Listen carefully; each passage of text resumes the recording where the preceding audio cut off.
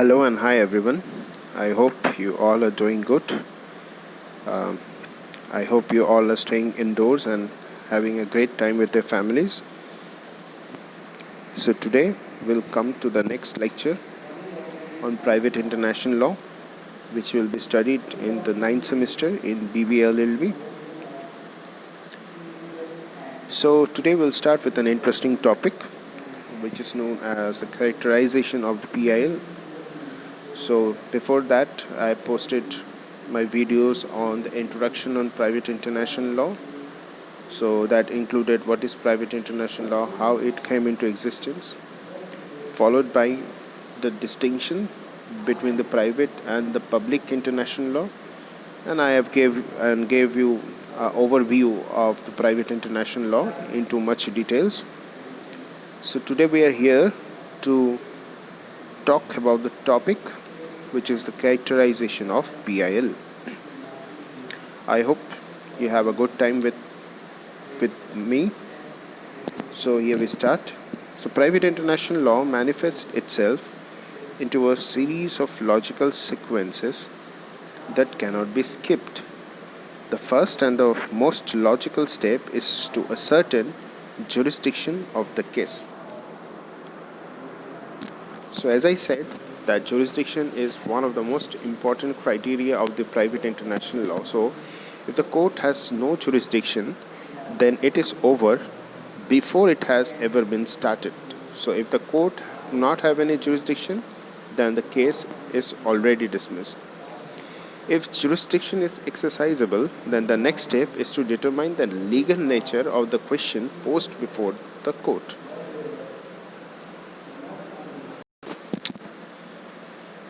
Next, we have the classification of the cause of action. So, classification, also known as the characterization or the qualification in French of the cause of action, means converting a factual situation into a legal category.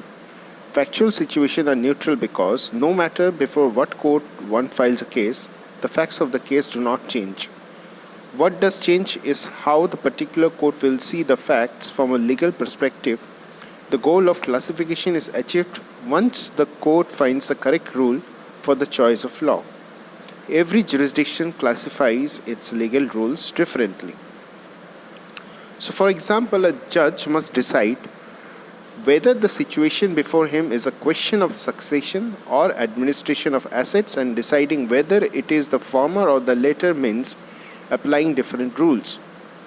In the example mentioned above, if the deceased person leaves movable assets and the judge decides that this is a question of administration of assets, the law of the forum applies, while if this is a question of succession, the law of the legal system in which the deceased was domiciled will apply. So the court in different legal system will decide on this question differently, and hence there will be a variation of outcomes depending on the jurisdiction. This is the main issue of classification. So possible issues during classification stage, there may be situation where dividing the line between one judicial category and other is blurred.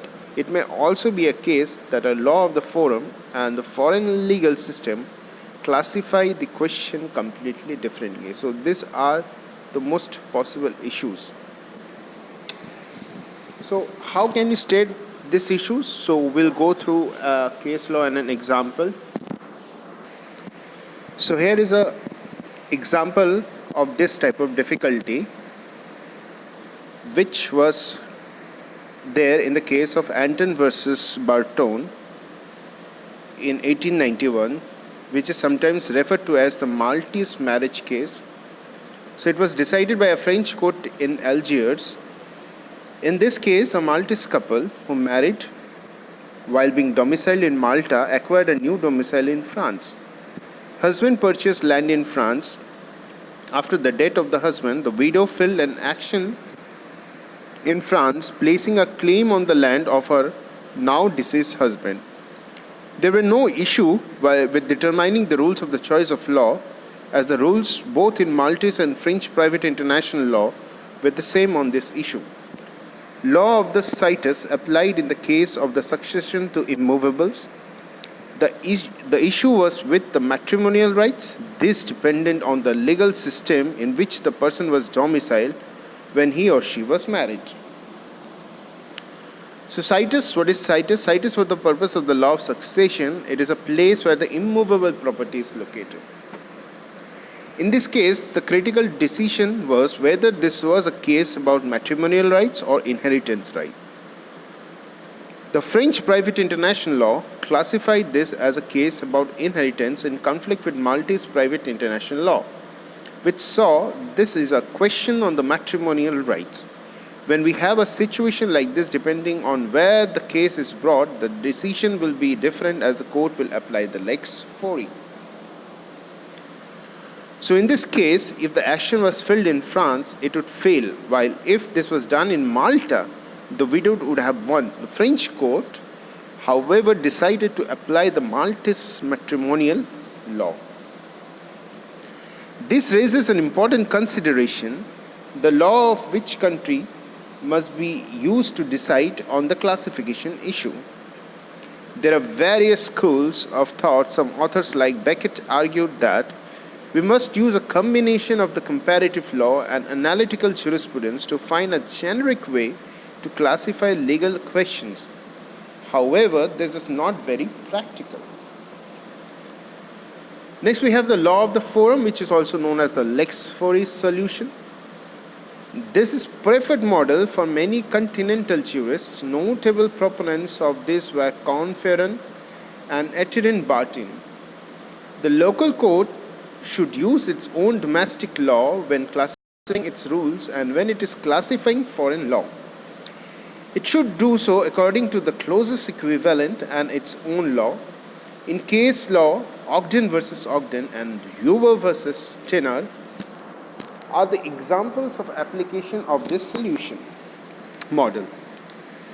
Proponents of lex fori solution argue that the forum would lose all its legal autonomy if it were to allow the foreign law to dictate its own applicability. The court would essentially not be able to apply the local private international law rules. Next, we also have the lex causa solutions, in which authors like Cullen, Wolf, and Dexpanek support the ideas that it was foreign law that should dictate the classification. Wolf believed that foreign law should not separate from how it classified according to the legal system to which it belongs. In UK, Ray Maldonado case follows this approach. Proponents of this solution argue that if we were decide to apply foreign law but not its classification as according to the legal system to which it belongs, then we are not truly applying that foreign law in first place, but only our own interpretation of it. Via media solution. So this is a middle ground solution between lex fori and lex causa. Rapin afterwards, Falconbridge proposed that forum should first engage in provisional classification, considering all the foreign laws in their context before choosing lex causa. In Raycon case, the court applied something similar to this method. In Raycon, a mother and her daughter died simultaneously during an air bombing in London. They were domiciled in Germany but resident in England. The daughter could inherit mother's movable according to the will, but only if she survived her. According to the English rules, law of the domicile dictates succession to movables, but the procedure is governed by lex fori. According to the English statute, the legal presumption was that the elder died first, but according to the German one, both died at the same time. The judge first decided that the English statutory presumption was substantive and thus did not apply the same. The same was the case with German statutes, and thus it did not apply as well. The judge came to this conclusion by analyzing the German statute himself without considering how the German jurisprudence classified it. While English courts have from time to time applied different approaches to classification, the preferred one is the law of the forum approach. But the context of the foreign law is also considered. Thus, an English judge applies English law to analyze the issue before him. However, because the case will have a foreign element, the judge will not necessarily come to the same conclusion. Has this been domestic case? See to the effect Macmillan versus Bishopgate Trust. This is done because strictly following the notion of only applying English concept while disregarding foreign law merely because it is of foreign nature would lead to unfair result and subvert the whole system of private international law.